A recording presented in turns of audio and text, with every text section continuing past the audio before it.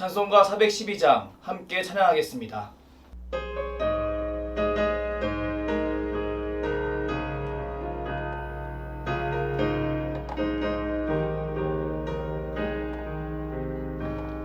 내 영혼의 깊이 깊은 데서 맑은 가락이 흘려나네. 하늘 곡조가 언제나 흘러나와 내 영혼을 고이 싸네. 평화 평화로다 하늘 위에서 내려오네. 그 사랑의 물결이 영원토록 내 영혼을 덮으소서. 내 맘속에 솟아난 이 평화는 깊이 묻힌 보배로다. 나의 보화를 캐내어 가져갈 자 그 아무도 없으리라.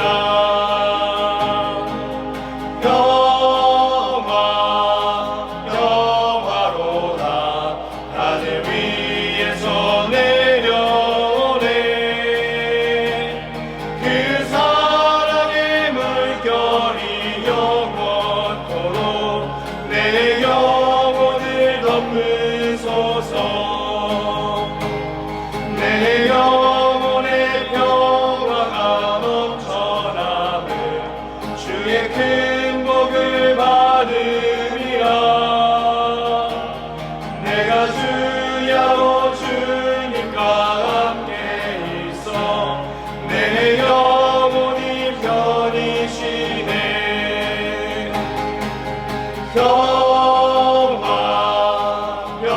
평화로다 하늘 위에서 내려오네. 그 사랑의 물결이 영원토록 내 영혼을 덮으소서. 이 땅 위에 험한 길 나는 동안 참된 평화가 어디 있나. 우리 모두 다 예수를 친구 삼아 참 평화를 누리겠네.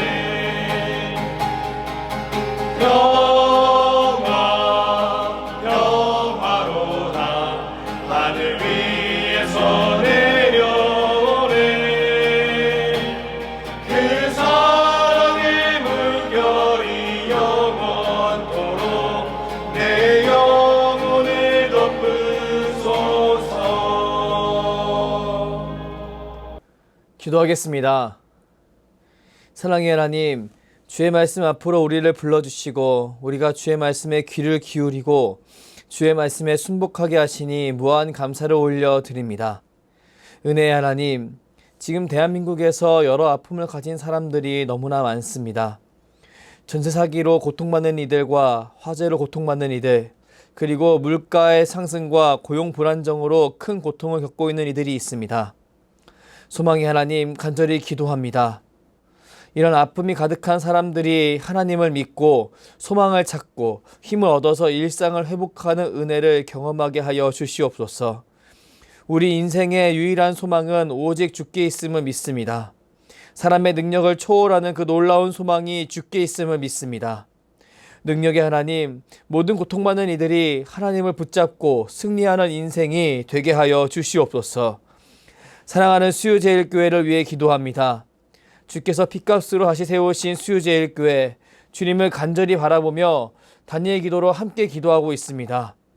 그리고 주어진 여건에서 최선을 다해 예수님의 지상명령을 실천하고자 노력하고 있습니다.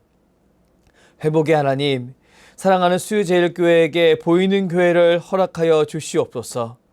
함께 예배하고 찬양 올려드릴 수 있는 그 공간을 주시옵소서.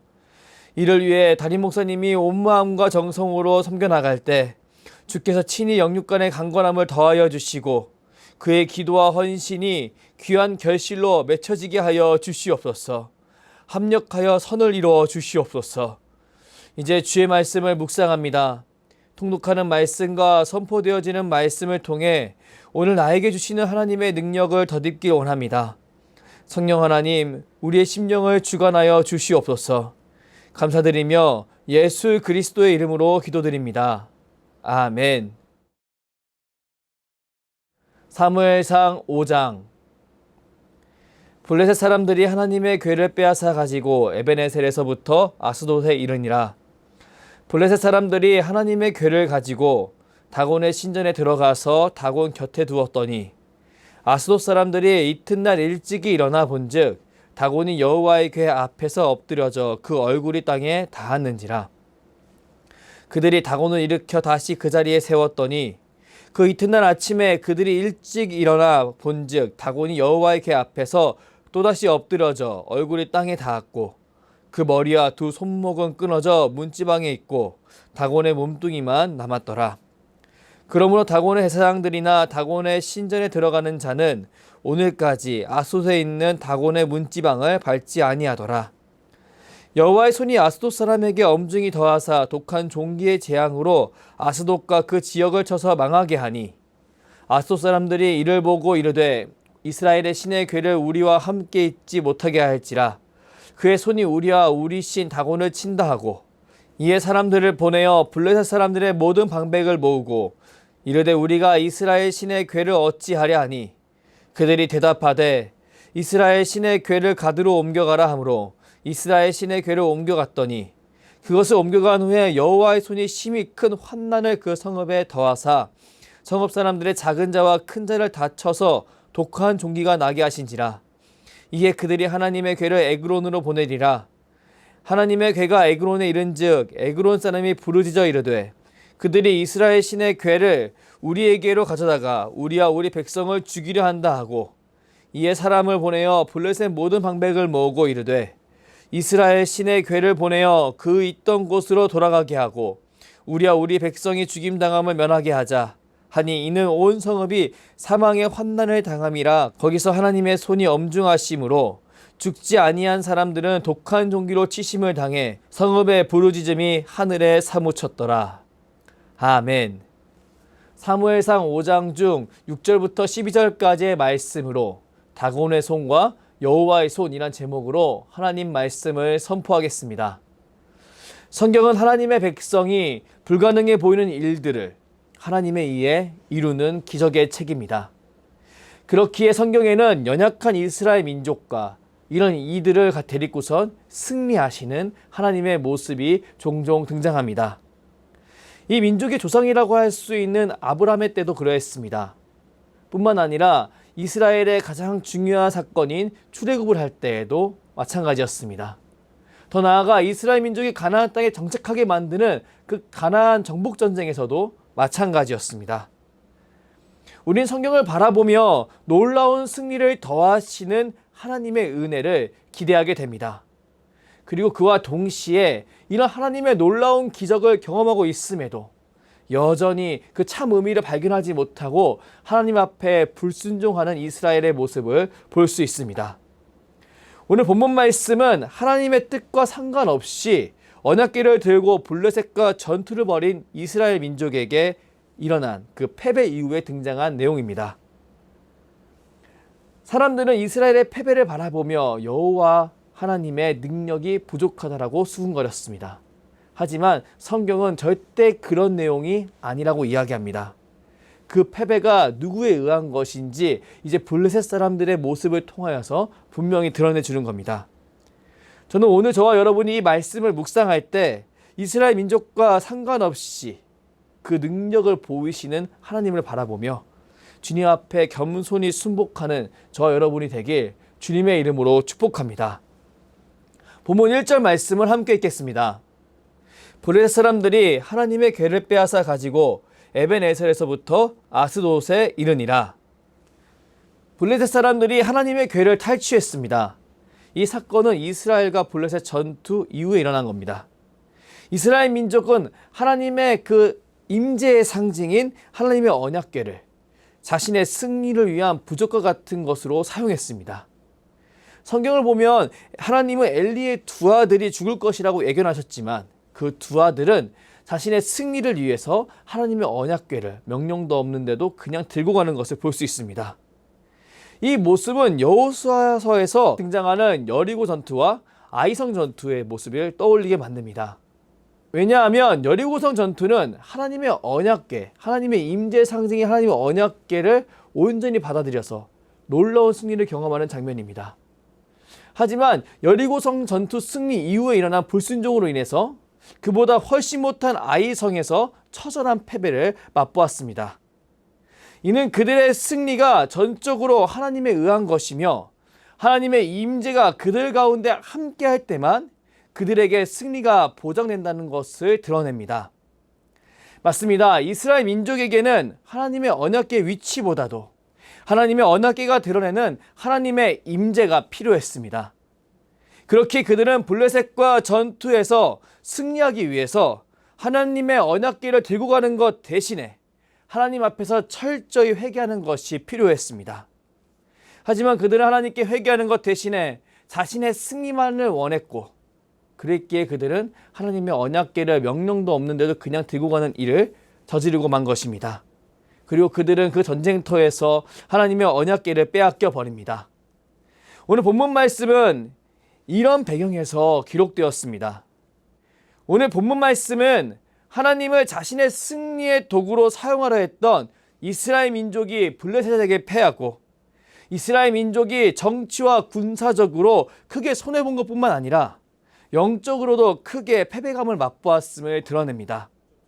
그리고 그와 동시에 여호와의 언약궤를 그들의 중심 도시로 옮기는 블레셋의 모습을 통해 그들이 이 사건으로 얼마나 큰 우월감을 느끼고 있는지 드러냅니다.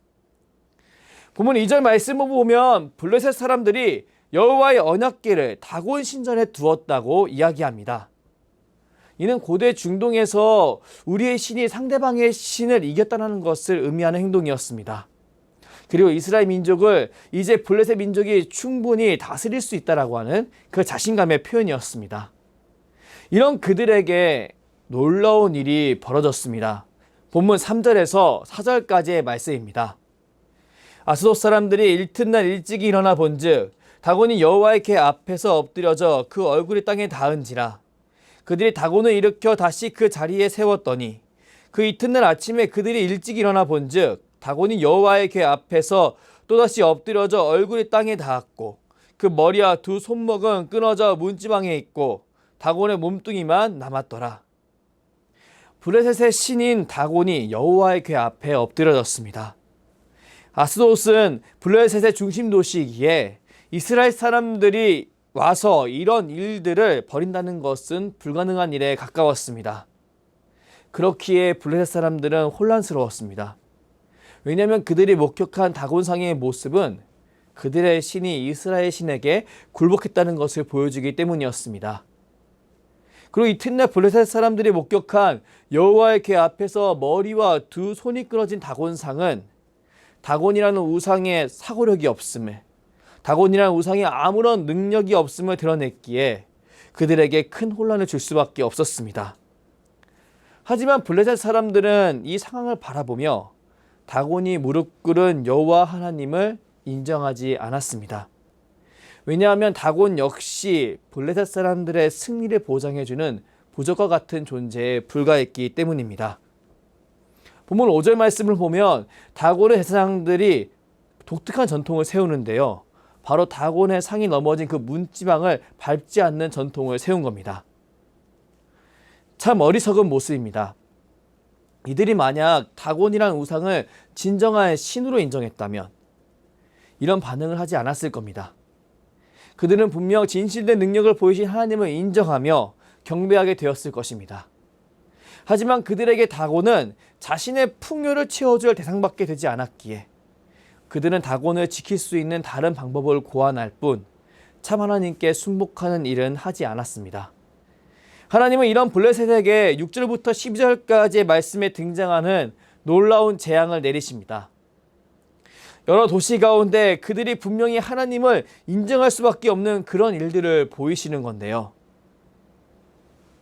하나님은 결국 그들의 입술을 통해서 하나님을 인정하게끔 만드십니다. 본문 7절 말씀을 함께 읽겠습니다. 아스돗 사람들이 이를 보고 이르되 이스라엘 신의 괴를 우리와 함께 있지 못하게 할지라. 그의 손이 우리와 우리 신 다곤을 친다 하고, 하나님의 손이 그들과 그들의 신을 친다라고 이야기하는 블레셋 민족을 보십시오. 성경은 이런 그들의 모습을 통해 이전에 보여주었던 이스라엘의 패배가 하나님의 패배가 아니었음을 드러냅니다. 그리고 이스라엘의 패배가 결국 그들의 불순종과 완악함 때문이었음을 보여줍니다. 맞습니다. 이스라엘 민족은 하나님을 다른 민족이 우상을 바라보듯 바라보았습니다. 하나님을 나의 창조주여 구속주, 섭리주로 바라보는 것이 아니라 자신의 만족을 채워줄 도구로만 여겼던 것입니다. 우리는 이런 이스라엘의 모습과 블레셋의 모습, 그리고 이런 그들을 심판하시는 하나님의 모습을 통해 너무나 쉽게 번지될 수 있는 나의 믿음을 주의해야 한다는 사실을 깨달을 수 있습니다. 이스라엘 민족은 출애굽할 때와 가나안 땅을 정복할 때 분명히 그들을 진정으로 통치하신 하나님을 바라보고 믿었습니다. 그리고 하나님께 순종했습니다. 하지만 그들은 시간이 지남에 따라 하나님의 주되심을 잊어버리고 하나님을 나의 만족의 도구로만 사용하고 싶어하는 모습을 보이게 되었습니다.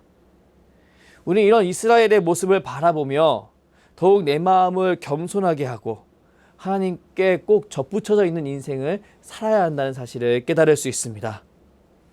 예수님께서 나는 포도나무요 너희는 가지라고 하시는 말씀을 하신 적이 있습니다. 이는 우리의 영적 생명이 하나님을 온전케 알게 하시는 주님과 연결되어 있을 때만 유지될 수 있음을 의미하는 말씀입니다. 우리는 예수님의 말씀을 기억하며 그리고 하나님과 단절되어서 하나님을 도구로 사용하고 결국 큰 고통을 겪는 사람들을 바라보며 오늘 하루를 살아갈 때 나는 그 무엇보다도 하나님을 붙들리라. 그리고 내 뜻에 맞게 하나님을 움직이는 것이 아니라 하나님의 뜻에 맞게 나를 순복시키는 인생을 살겠다고 결단할 수 있어야 합니다. 사랑하는 성도 여러분, 오늘 주님은 하나님의 놀라운 능력의 손을 바라보게 하시며 우리가 우상처럼 하나님을 대하는 삶이 아닌 하나님을 참 하나님으로 믿고 모시는 삶으로 우리를 초대합니다.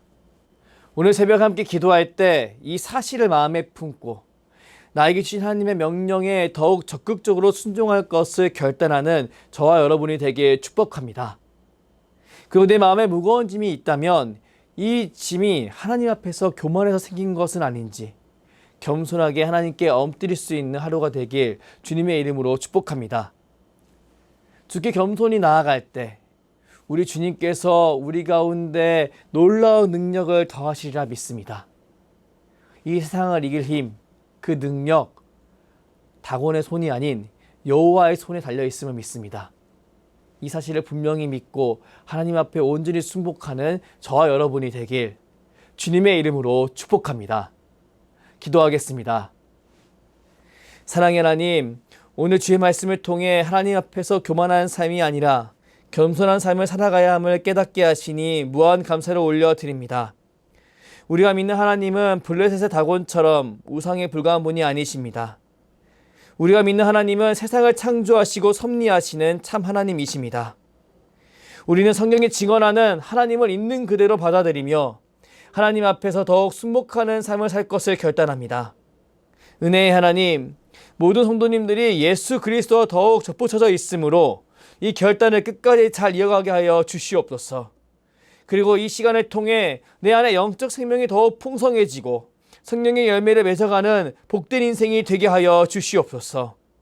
감사드리며 주께서 가르쳐 주신 기도로 기도하오니 하늘에 계신 우리 아버지, 아버지의 이름을 거룩하게 하시며 아버지의 나라가 오게 하시며 아버지의 뜻이 하늘에서 같이 땅에서도 이루어지게 하소서. 오늘 우리에게 일용할 양식을 주시고 우리가 우리에게 잘못한 사람을 용서하여 준 것 같이 우리 죄를 용서하여 주시고 우리를 시험에 빠지지 않게 하시고 악에서 구하소서. 나라와 권능과 영광이 영원히 아버지의 것입니다. 아멘.